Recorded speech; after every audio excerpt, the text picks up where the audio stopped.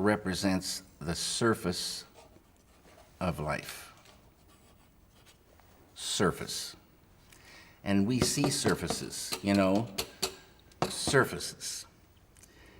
And about 300 years ago, scientists, they started wondering, what was this wood, and what was this metal, and what was it really? So they start looking into matter. So this side is matter, and this side is mind. Mind and matter. And the scientists, well, they discovered molecules. Deeper they went, and they discovered these atoms. And like I say, they thought that was the smallest particle for a long time. All these things we learn about in school.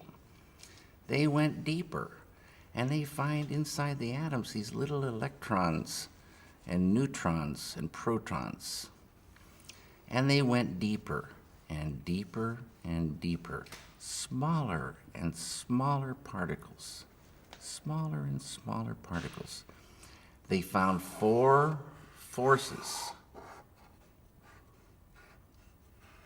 On a deeper level, the 4 became 3. And on a deeper level, the 3 became 2. And then, about 30 years ago, modern science, quantum physics, discovered the unified field. The unity of all the particles and all the forces of matter, of creation. Not only did they discover the unified field, but they found that everything that is a thing emerges from this field of no thing. Unmanifest it is. Unmanifest. It is no hyphen thing, but all things come from it. Anything that is a thing has emerged from this field of unity. It's oneness. The scientists know this exists, but if they wanted to get there, you can't get there. It's unmanifest. You can't walk into this field. But any one of those scientists could practice a technique, Transcendental Meditation, which, remember, true happiness is not out there. You're given a mantra, a very specific sound, vibration, thought. Very specific. It needs to be life-supporting at all deeper levels. And that mantra that you're given, that Maharishi gives, the key that opens the door. The mantra turns the mind within, turns the awareness within, and you naturally dive. Why is it natural? Because each deeper level of mind and each deeper level of intellect has more happiness. And the deeper levels of mind and deeper levels of intellect correspond to deeper levels of matter. At the borderline of intellect, you transcend.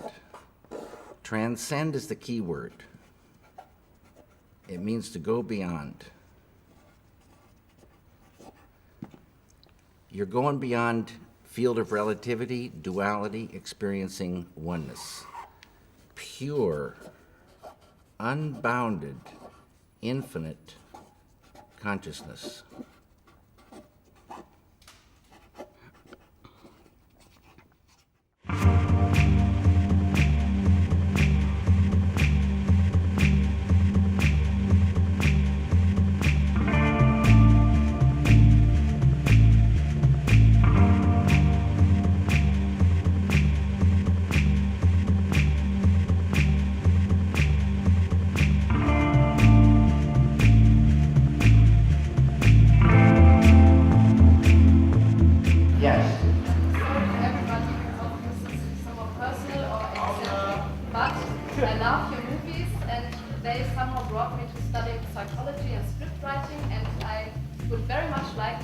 with you, and no matter what stage. And I think I understand what you're doing and what you're thinking, and I would be very happy. Thank you very much. This young lady, like many women, would love to work with me.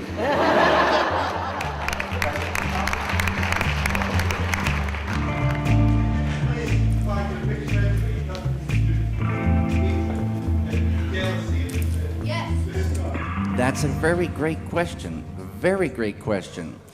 The analogy for that is they say negativity is just like darkness. And so you look at darkness and you say, wait a minute, darkness isn't really anything. It's the absence of something. So it doesn't matter how dark the night has been, when the sun comes up, automatically, without trying, the sunlight removes the darkness. Sunlight doesn't remove negativity, but this light of unity removes negativity just like sunlight removes darkness. Negativity is just the absence of that all-powerful bliss and all-powerful love, all-powerful energy, dynamic peace, harmony, coherence. You enliven that, and negativity lifts away. It can't live in that light. Will we ever get to meet Ronnie Rocket? Ronnie Rocket is a script I wrote after Eraserhead. I really tried to get that thing going. You know, Eraserhead was not setting the world on fire in terms of money. So, but I did get one meeting from a studio. A guy invited me in after he saw, or he didn't see Eraserhead, he heard about it. And he invited me into his office. And he said, what else you got? And I said, what do you mean? He said, you got anything you want to do? And I said, yeah, I want to make this film called Ronnie Rocket. He said, what's it about? I said, it's about a 3-foot-tall man with, you know, a red pompadour, fake red pompadour, who runs on alternating current electricity. And he's asked me to leave his office. Do you think everyone here is an artist? Everyone is an artist in their own way. I say, you know, if you were a toilet cleaner, cleaning latrines, that could be a horrible job, drudgery, a nightmare. But you start building up this inner happiness, creativity, intelligence, and you're suddenly going to work in the most worst conditions, and you start seeing it differently. And you start getting into cleaning. And maybe you get your boss to get some disinfectants, or maybe you invent a new brush or a new vacuum. And pretty soon you're kind of enthusiastic about it. And you're cleaning toilets faster and more shiny they are. And it's really going good, and you're finding happiness in your work, and your boss takes notice. The boss takes notice and comes to you and gives you a raise. And not only that, he invites you home to dinner. It goes like that. Everyone has creativity. You can just get more and more and more of it. Everyone knows about catching ideas. You can just catch more. And everyone knows about stress. Everyone can see that stress lifting. Everyone knows of some kind of suffering, and they can see that suffering start to go, or become less and less and less. I would like to ask you about your failures. About failures. Yeah. Failures are so incredible. A failure is a big sadness and a horror, but there's nowhere to go but up. So it's a freedom as a result of a failure, a huge euphoric freedom. There's no way you can lose more, you just can gain. A success is so beautiful, but then, oh my goodness, what if I fall? The next thing better be very special, or the whole thing's gonna crumble. You get tense, you start worrying. A success can be a nightmare. Both things have the good and the bad. What is, according to your opinion, role of the artist or the filmmaker in this world? In my mind, have the great privilege and euphoria of translating ideas, and ideas that can create a world that people can go into and have an experience.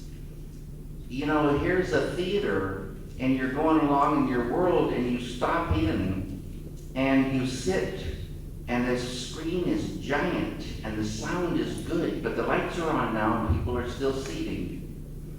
And then suddenly the lights dim, and the curtain opens, and the thing begins, and we can go into another world, and it only exists there because of that film.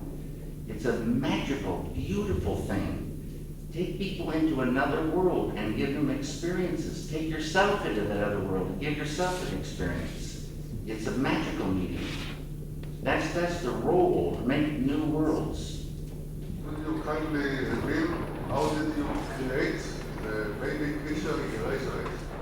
You must know, I never talk about the baby. This consciousness has qualities: infinite creativity, intelligence, energy, love, power, and bliss. Dynamic peace. Always been there, never had a beginning, it is and it will be forever. Unbounded, infinite, eternal, immutable, immortal consciousness, fullness. Any human being can experience this easily and effortlessly with Transcendental Meditation. Transcendental Meditation is just a vehicle to get you here. When you experience this level, you enliven it, and it grows in the individual. So if you started with a ball of consciousness this big, everyone has consciousness. Consciousness is the way to understand consciousness. If you took it away, you'd see what it really is. If there wasn't any consciousness, we wouldn't exist.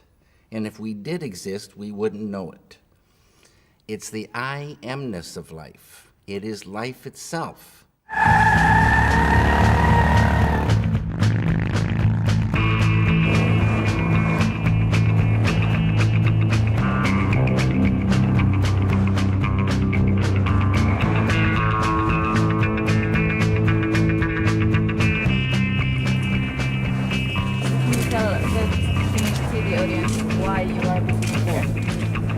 I'm visiting here to establish Invincible Finland University. I'm also here to talk about films we want to, creativity, meditation, and peace. What do the works of Franz Kafka mean to you? Franz Kafka. Yes. I love Franz Kafka's The Metamorphosis. That piece of writing does something to me. And I love the character, Gregor Samsa. I love what he seemed to be going through. I love the kind of humor and absurdity and yet big truths swimming through it, and the way the story is told. I love it. It thrills me. Thank you.